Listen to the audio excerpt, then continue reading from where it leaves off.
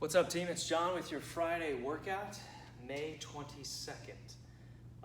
Items needed today: timer, phone, watch, whatever works for you, time sections. I have two small dumbbells here. These are 3 pounds, but soup cans are awesome. But you'd probably want it to be 10 pounds or less, no matter what you choose. I've got a dumbbell, 40 pounds. Recommended range for this movement, that you'll find out later, is 10 to 50. But kettlebell, dumbbell, backpack with books, those are all great options. All right, we've got an 8-minute warm-up. We have a 30-second jog in place. You're probably noticing I love the jog in place. It just feels good. Side to side, get your knees up. We have 20 overhead claps. Been a minute since we did these. I never go lower than this position, and I clap overhead. If that is too much pressure on the neck or the traps, bend your elbows, that's fine too. We're just warming up the shoulders. Never go past this point. We're operating overhead to a T position and everything in between. We've got 8 Cossack squat, so I'm gonna get set up. Once my feet are set up, I don't leave, or rather I don't de-anchor them, probably not a word, but I'm gonna open up those toes and then I'm gonna come down nice and tall. Notice the feet stay anchored, and then come down nice and tall. Knee does not cave, it stays out. It tracks that toe angle. Chest is upright the entire time. There and back is 2. I got 3 wide push-ups. So if I normally set up with hands just at the edge of my shoulder, which is where I normally set up, I'm just outside of that. So they're here, now they're here. I've got 3. Good range of motion, core's tight, can be done from the knees if we need to. I've got some foot mobility next. I'm gonna get set up in a kind of a modified lunge position. Instead of the leg being out here, you're gonna bring it in, pressure on top of the knee, and I'm gonna drive my knee over my toes. But this is only as valuable as I can keep my heel down. So take this other hand, see it's waving at you, and hold the heel down as you drive and put weight into that knee. Heel down, knee over toes, fibrous right, fibrous left. After that, we're gonna do 3 narrow push-up. Bring your hands inside your shoulders, anywhere from touching to inside your shoulders is great. So in that position, I have 3 push-ups.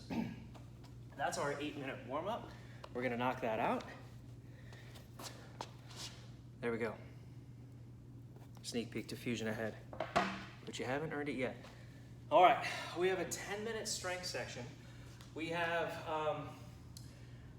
if you'll remember way back when I started this Friday video, for the ones that I program, of course, we did some pistol squats. We've been doing, I don't know if you've noticed, but we've kind of been building up to the ability. We knew where we were. How do you know where you're going if you didn't know where you started, right? So that's the concept, and we're just building up. We've done a lot of single leg work. We've done a lot of squats. We've been kind of building up our ability for balance, mobility, and strength with respect to the squat and variations thereof. The one today, we have a pistol negative to a squat jump. Kind of a tricky move, but the beautiful thing about this is it can be scaled easily. So I'm on one leg, my right leg's out front, which means I'm gonna pistol on my left. I'll go down slowly, I'll bring my feet together, squat jump, okay? I'm gonna do all 5 on one side. Again, I'm gonna pistol, leg comes together, and squat jump. Then I'll switch to the right side. How can we scale this up or down? Well, take longer time to come down. Leg comes together, and then jump. How can we make it maybe a tad bit easier? Or we're new to this move, so we're just gonna kind of ease into it.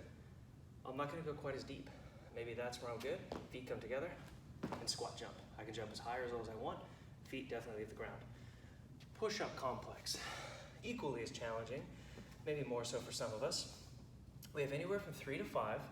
When I show you the mini whiteboard, you'll see how you're gonna run through all 5 versions of the push-up, which equals 1 rep, and then anywhere from 3 to 5 of those. So you're basically gonna be doing 15 to 25 push-ups each time through. Now, what does that look like? So I'm gonna demo 1 time through of the 3 to 5. You've got your standard push-up, you've got your wide push-up, you've got your narrow push-up. You notice you get a little plank work in here too, which is nice. You got to stagger right hand forward and a stagger left hand forward. That is 1. We have anywhere from 3 to 5. That can be done from our knees. That could also be done as a rolling push-up. I think we know what it looks like from the knees, but what does that look like from a rolling push-up standpoint? So, standard push-up, notice I roll off the ground, but I keep my core tight the entire time.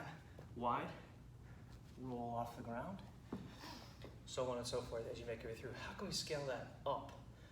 Throw a little clap or a little explosive movement in between, moving from position to position. It might look like this. Standard,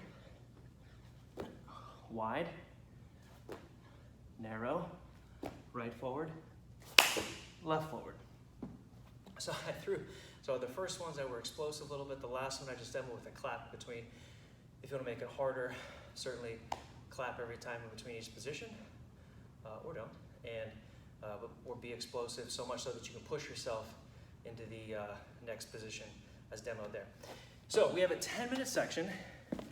You're going to run through this at a pace that allows you to really focus on range of motion and control and get quality strength work. Next section, we have a shoulder circuit. That's what the light dumbbells or cans are for.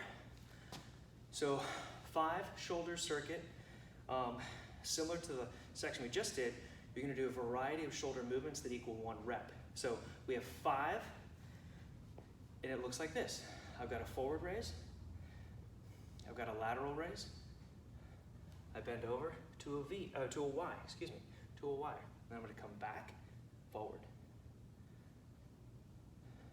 Bend over, Y. That was 2. I did 6 total movements, but it only counted as 2 reps towards the 5. Now, the second move is a terminal calf raise. What does that even mean? Well, it's a product of time because this section is an EMOM. It's a 5-minute EMOM, which means we're going to run through those 15 total shoulder reps. Then with the remaining time before the next minute, aka the next round, we're going to do terminal calf raises, which means we do calf raises until the timer hits that second minute, and then we start back over with that shoulder circuit. Now, what does that look like? 5-minute EMOM. It's that top part. The Tabata is what's coming up next. Okay. Now, the heavier weight we're going to use for that plank pull. We have an alternating plank pull. Chad stole a little bit of my thunder a couple weeks ago when he did the 2-point plank pulls. Awesome move, great balance work. On this one, difference is we're going to stick with that 3-point, but we're going to go way up in weight. So I want to fill that backpack with as heavy books as we can.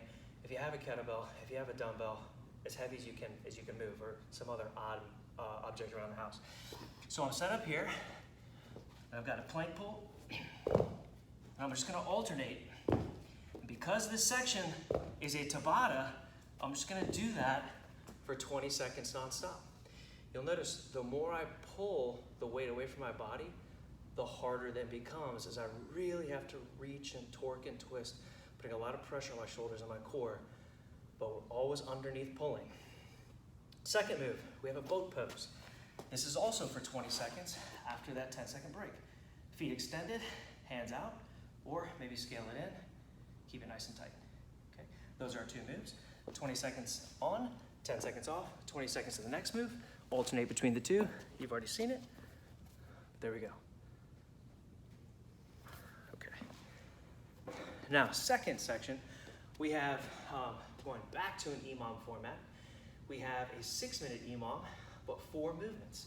So, I know that, shout out to Alyssa Sirianni and Robert Blazer and Laura Blazer for suggesting that I'm making these impossible. SVH even took a video of him doing a previous EMOM and saying, John, see, this is impossible. Now you know the standard. I'm looking for a really big effort here, quick transition time. So we have 6 V-ups. That's a lot by itself. We're gonna do 6 V-ups. After I've done those 6 V-ups, I'm gonna do 7 leg raises. Leg raise, no hip lift, it's too slow. 7 leg raises, feet together, never leaves the ground. 8 sit-ups, I want to touch the front of your shin. Okay? After that, 9 crunches. Hands are here, or across the shoulder, up, I've got 9 of these. Back leaves the ground, but I want a big squeeze at the top. Big squeeze, big squeeze. 6, 7, 8, 9, all of that in less than a minute, 6 times. It looks like this. That top part. Okay, red. We've made it. We've already had 4 sections. We have our 5th and final. It's a 5-minute AMRAP. If you have a jump rope at home, awesome. If you don't have a jump rope at home, we're just gonna air rope it. That weight that you use for the heavy plank pulls, that's for your ground to overhead. And then of course, 10 sprawl jumps, you don't need anything. If you have a jump rope, awesome. Otherwise, try to time as my hands come down. It's kind of slow-mo, it's cool. My feet are kind of coming up. I come down as my arms come up a little bit. Now as you get more comfortable, it's just more wrist action, but that was a slow-mo of what I'm looking for. As my wrists come down, my feet are leaving the ground.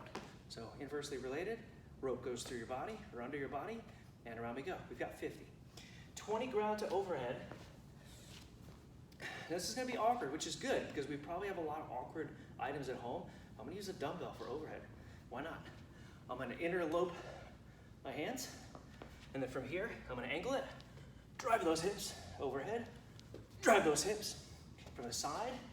You'll notice that that big hip drive actually drives that weight overhead. I keep a tall chest as I shrug at the top and then bring my hips through. I've got 20 of those. Last move, 10 sprawl jumps. Sprawl, jump. Sprawl, jump. That is gonna be tough. You'll have earned that cool down section at the bottom, which brings us to the end. So first of all, great job. Thanks for tuning in on this Friday. Let's bring it home. 5 breath, seated figure 4. One leg goes above the knee. Bring it in. Open your chest to that chin. 5 breaths right, 5 breaths left. We've got a quad stretch. For this one, if you want to brace yourself against the wall or do it lying is fine, but I've got it set up as a standing quad stretch. Bring those hips through like this as you pull that leg back. Okay? 5 breaths right, 5 breaths left. Last move, chest opener. 5 breaths right, 5 breaths left. I'll do it at an angle. Get these arms just slightly above neutral. Then you're gonna rotate to one side. Leg comes across the body, and then push with this arm, if you're comfortable, and open up that shoulder and chest. 5 breaths right, 5 breaths left. All right, you had a sneak preview at the beginning, but there it is again. All right, team, you're the best. Hope to see you in classes.